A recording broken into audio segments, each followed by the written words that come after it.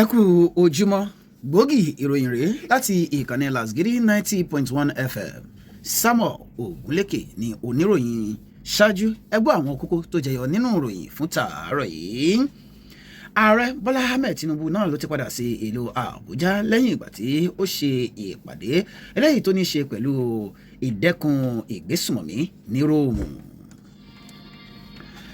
Mínísítà fún olúùlú ilẹ̀ wa Wike náà ló ti sọ pé irọ́ pátágbà ni wípé òun gbèrò láti díje du ipò ààrẹ lọ́dún 2027 tí ó sì sọ pé gbáyìngbáyìn lòun wà lẹ́yìn ààrẹ Bọ́lá Ahmed Tinubu. A ó mú wá fún yín bí ó ti jẹ́ pé àwọn ọlọ́pàá ni wọ́n ti fìdí rẹ̀ múlẹ̀ wípé àkọlù sí iléeṣẹ́ ọlọ́pàá ní Kaduna náà ló ti gbẹ̀mí àwọn ọlọ́pàá méjì. Bákan náà láti ilẹ̀ òkèèrè náà ni a ó jẹ́ kí ẹ mọ̀ bí ó ti jẹ́ pé ìjàmbá ọkọ̀ kan náà ló ti gbẹ̀mí èèyàn 15 ní ẹkùn àríwá ìlà oòrùn orílẹ̀-èdè Brazil. Ìròyìn ọ̀hún rèé lẹ́kùnrẹ́rẹ́.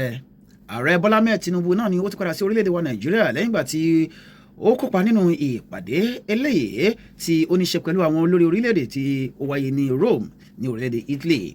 Ẹni tí ó jẹ́ olùbádámọ̀ràn pàtàkì fún ààrẹ lórí ọ̀rọ̀ ìfitónilétí àti ìgbésẹ̀ tí ó gbọ̀ngbọ́n ìyàn Báyọ̀ Ọ̀nànúgà láà ni ó fi ọ̀rọ̀ léde nínú ìfiléde rẹ̀.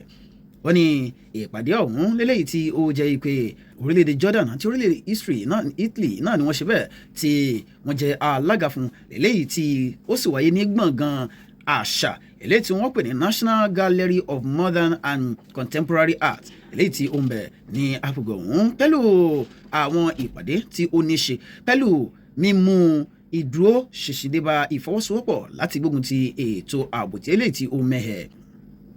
Ní báyìí ẹ já lọ sí ẹ̀ka ètò òṣèlú níbi tí mínísítà fún olúùlú ilẹ̀ wa Wike tí ó sọ pé irọ́ pátágbà ni wípé òun gbìyànjú láti díje du ipò ààrẹ ní ọdún 2027 láti inú ẹgbẹ́ òṣèlú People's Democratic Party. Nínú ìfiléde láti ẹni tí ó jẹ́ abẹ́ṣinkáwọ́ rẹ̀ ìhun Lérè Ọláyínká náà ni ó ṣàpèjúwe ìfiléde ọ̀hún gẹ́gẹ́ bí irọ́ tí ó jìnnà sí òótọ́ tí ó sì sọ pé ẹ̀yìn Bọ́lá Ahmed Tinubu tí ó jẹ́ ààrẹ orílẹ̀-èdè wa Nàìjíríà náà ni òun wà títí tí ó fi di ọdún 2031. Ẹni tí ó jẹ́ mínísítà fún olúùlú ilẹ̀ wa òun náà ni ó sọ pé òun kò lè ṣe eré bojúbojú tí ó sì jẹ́ pé ìpàdé lẹ́yìn tí àwọn ṣe pẹ̀lú ẹgbẹ́ òṣèlú PDP náà ni ó ní ṣe pẹ̀lú yíyan ọmọye láti ẹkùn gúúsù ilẹ̀ yìí tí kò ní ṣe pẹ̀lú ọ̀rọ̀ òun díje àbóhùn òdíje. Kí a lọ sí ẹ̀ka eléyìí tí ó ní ṣe pẹ̀lú ọ̀rọ̀ ètò ààbò. Ibẹ̀ ni a ti rí tí ó ti yẹ pé wọ́n ní iléeṣẹ́ ọlọ́pàá ní ìpínlẹ̀ Kaduna náà ló ti fìdí àkọlù sí iléeṣẹ́ ọlọ́pàá kan eléyìí tí ó ń bẹ ní Zonkwa Zangon Kataf ìyún ní ìjọba ìbílẹ̀ ọ̀hún ní ìpínlẹ̀ náà. Gẹ́gẹ́ bí wọ́n ti sọ wọ́n ní ó kéré tán àwọn ọlọ́pàá méjì náà ni wọ́n ṣe bẹ́ẹ̀ tí wọ́n gbé ẹ̀mí mì nínú ìṣẹ̀lẹ̀ ibi ọ̀hún. Fọ́nrán fídíò eléyìí tí ó ń jà káàkiri náà ni ó ṣe ìfiléde bí wọ́n ti gbẹ̀mí àwọn ọlọ́pàá méjì eléyìí tí wọ́n bẹ nínú aṣọ ìsìn orílẹ̀-èdè wa Nàìjíríà wọn tí ó sì jẹ́ pé àwọn èèyàn náà ni ó yà wọ́n lẹ́nu tí wọ́n sì péjọ bàbí síbẹ̀. Ẹni tí ó jẹ́ agbẹnusọ ní fún iléeṣẹ́ ọlọ́pàá ní ìpínlẹ̀ ọ̀hún Manzoor Arzan náà ni ó ti sọ pé àwọn ti ṣe bẹ́ẹ̀ darí àwọn ọlọ́pàá eléyìí tí ó ṣe bẹ́ẹ̀ tí ó pọ̀ lọ sí agbègbè ọ̀hún kí ìdákẹ́ jẹ́ kí ó bá lè wà. Ní báyìí já lọ sí ẹ̀ka ètò ẹ̀kọ́ níbi tí ilé ìgbìmọ̀ aṣòfin ìgbìmọ̀ eléyìí tí ó ń rí sí ọ̀rọ̀ àwọn ilé ẹ̀kọ́ gíga ní orílẹ̀-èdè wa Nàìjíríà tí wọ́n ti ṣe bẹ́ẹ̀ fi àìdùnnú hàn bí ó ti jẹ́ pé orílẹ̀-èdè wa Nàìjíríà pàápàá jùlọ ìjọba náà ni wọn kò ṣe bẹ́ẹ̀ gbẹ́sẹ̀ lórí àdéhùn eléyìí tí wọ́n bá ẹgbẹ́ àwọn olùkọ́ láwọn fásitì ìyún ASUU ṣe tí ó sì ń ṣàpèjúwe ọ̀rọ̀ ọ̀hún bí eléyìí tí ó ṣe bẹ́ẹ̀ tí kò bójúmu tó. Ẹni tí ó jẹ́ alága fún ìgbìmọ̀ ọ̀hún Sẹ́nitọ̀ Aliyu Danduse náà ni ó fi ọ̀rọ̀ ọ̀hún léde lẹ́yìn ìgbà tí wọ́n ṣe ìpàdé alátìlẹ̀kùnmọ́rí pẹ̀lú àwọn adarí ASUU. Eléyìí ni ó wáyé ní bí ó ti jẹ́ pé ìjọba àpapọ̀ orílẹ̀-èdè wa Nàìjíríà náà ni ASUU ń béèrè wípé kí wọ́n ṣe ìgbédìde fún mímọ́ ná owó sí àwọn fásitì ní orílẹ̀-èdè wa Nàìjíríà àti pé kí wọ́n ṣe bẹ́ẹ̀ kí wọ́n gbé ọ̀rọ̀ àdéhùn wọn eléyìí tí wọ́n ti jọ ní lékè. Ní báyìí ẹ jẹ́ ká lọ sí ilẹ̀ òkèèrè.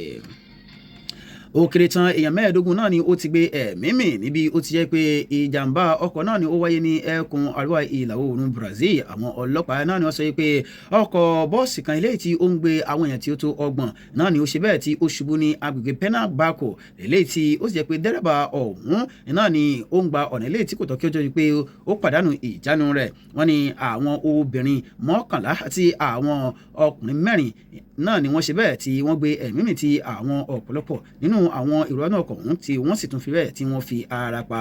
Wọ́n ní dẹ́rẹ́bà òun náà fi ara pa ní bẹ̀rẹ̀njókì tí ó sì jẹ́ pé wọ́n ní wọn yóò máa tẹ̀síwájú nínú ìwọ́de. Kò ní jù báyìí lọ fún gbòógì ìròyìn fún tòní. Ọpẹ́ pàtàkì lọ́wọ́ Ismail Ogunlana eléyìí tí ó ṣe àkójọpọ̀ rẹ̀. Samuel Ogunlékè ní orúkọ mi. Ẹ jẹ́ ká máa tẹ̀síwájú nínú ìsinmi ológo.